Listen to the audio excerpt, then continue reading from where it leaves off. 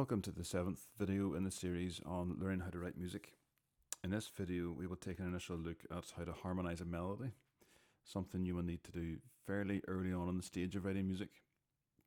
However, you don't really want to be looking at this until you have a reasonably good idea and understanding of constructing a melody, hence the focus on melody in the first few videos.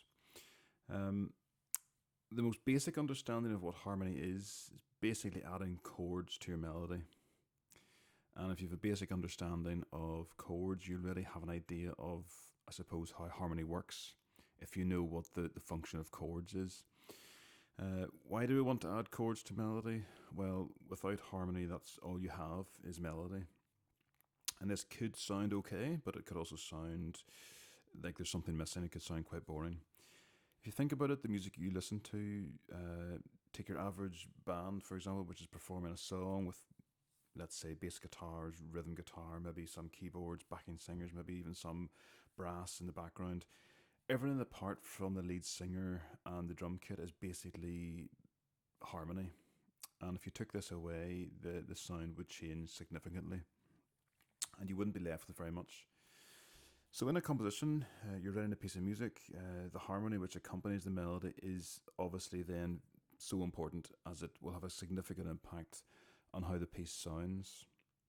And there's lots of choices when adding harmony to a piece. It's not like a switch or a right or wrong answer. For example, if I was to play a simple melody and harmonize it in two different ways, first with only a few chords in the background, it would sound like this.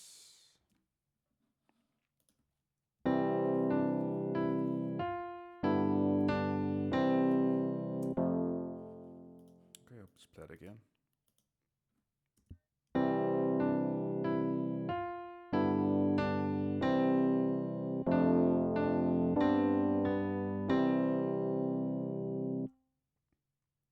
And then if I took the same melody with, I suppose, more harmony or more chords and more changes of harmony, it would sound like this. I'll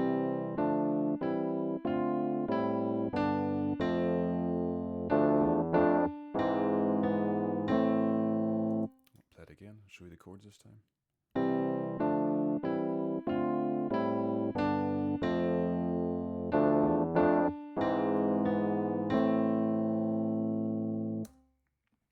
So when harmonizing a melody, there are many ways of doing it, and you can really change the overall sound of a melody by the choice of chords you include. And that brings us to the rules behind harmonizing a melody. You're probably thinking, well, how do I go about it then? If you're adding chords to a melody, and this is assuming that you're writing a melody first, the other approach to writing a piece of music, of course, is coming up with a chord progression. And you actually start with the harmony and you add the melody to that, and we can look at that in another video lesson.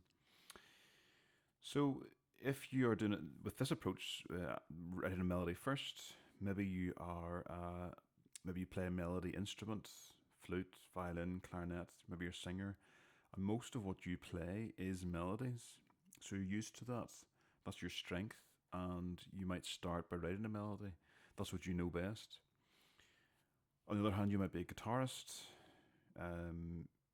you might play the piano, you might play the harp, accordion, and you play chords in most of what you play, as well as melody, but you're comfortable with harmony and you might want to start with that.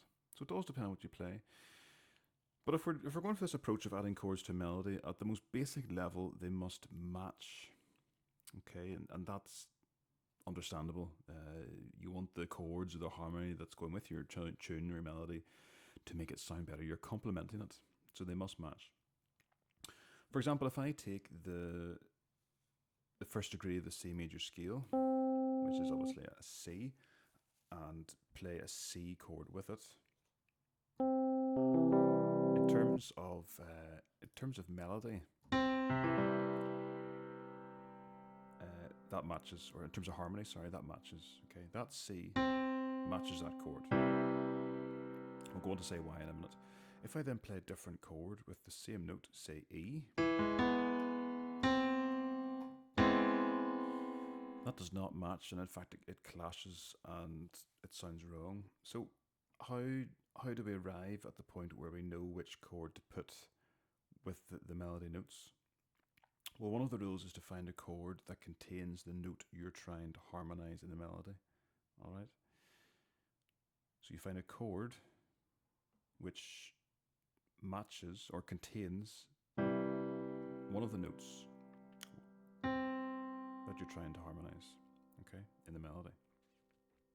So we see that with that chord, what that note there, C, the chord of C works because it's got a C in it, okay. The chord of F works because it's got a C in it. The chord of A minor works because it's got a C in it.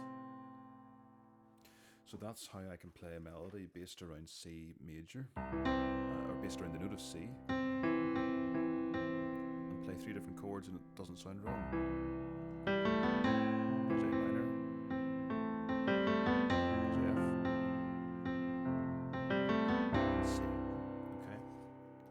So as long as you have a note in your chord, okay, which matches the note of the harmony, technically speaking, it should work. Okay, so with the note C, I've just showed you there were three chords, and what you can do, you obviously have to have some knowledge of what your available chords are. If we go up the scale to find the chords, so if we're in C major, our melody is in C major, our choice of chords are from the scale. So you basically take each chord, C major, D minor, E minor, F major, G major, A minor, B diminished. That's a diminished chord because it's made up of two minor thirds. Not used as often. You can use it if you want. But that's our choice of chords, okay? So again, going back to my keynote, let's say I was harmonizing C. I have a choice of C major because it has C. I can also use F because it has C in it, and I can also use A minor because it has C in it. Okay. Now I know that I have three chords to work with, so if my melody has a C in it, if I use one of those three chords, it doesn't necessarily mean it doesn't matter which of them I use, but I know that in terms of harmony, it should work.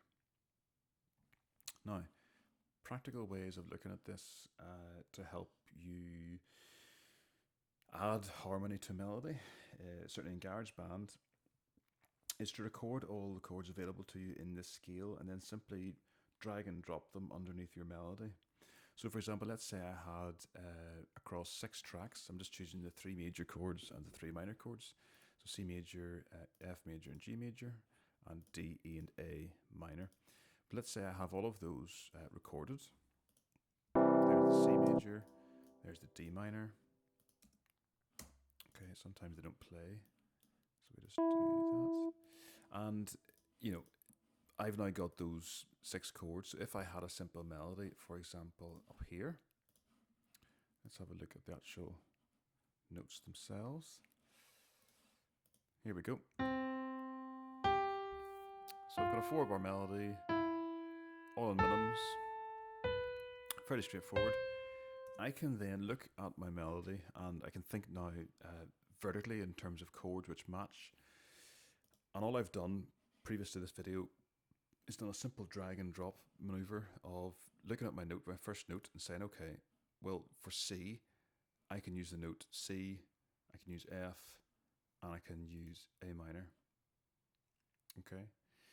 And for my next note, which is, there's the note there, which is G, I know that the chords I have available are C, because it's got a G in it.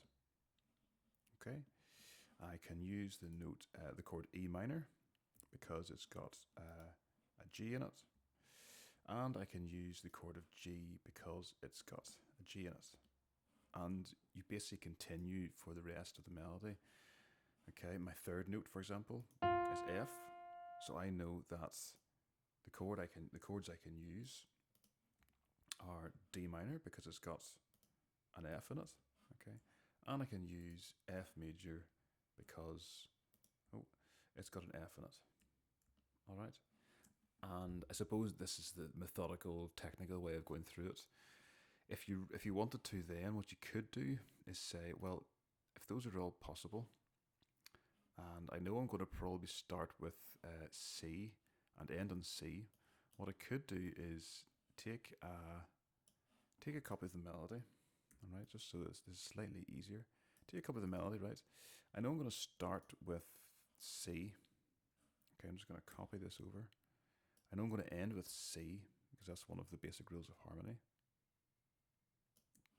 Okay, and let's say again, just by random, okay, my second note is G. Let's just take an E here.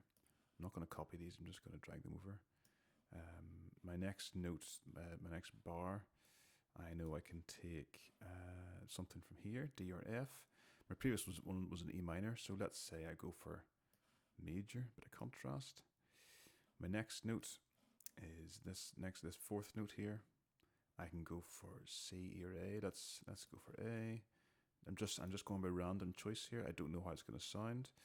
My next one then is in here, D, F, or A. Let's go for another major chord. I mean, you can start to drop in other rules now of thinking, well, I'm going to use maybe more majors than minors. Okay, so if I did go for that and put a G in here, I've got C, F, G, and C, and we've got two minors here, E minor and A minor. So if I do go for that general rule of using more majors than minors, that does fit. How does that sound?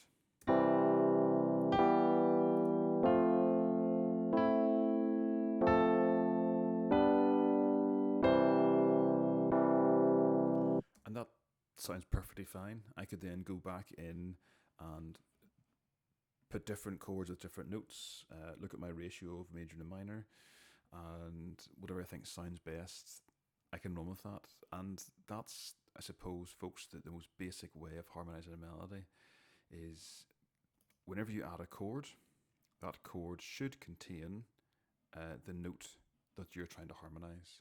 So if you're trying to harmonize a C, your chord should contain a C. Okay. The next, I suppose, natural thing to look at then is how often the harmony changes. This is referred to as harmonic rhythm, and we will look at that in another video. We'll also look at whenever you start with chords and then add a melody to it. It's a different way of writing. So just to show you this example of harmonic rhythm, I've got two melodies the same. The start of something you recognize. The first one I've got just two different chords, C major and F major, and the chords aren't changing very often. It sounds like this.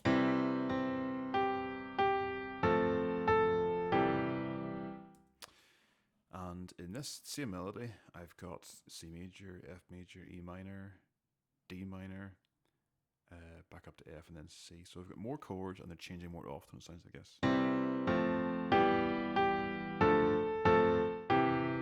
Sounds different, doesn't necessarily sound better. That's not what I'm trying to say, but what I am saying is that whenever you harmonize a melody, it's not a clear-cut switch of it's either right or wrong.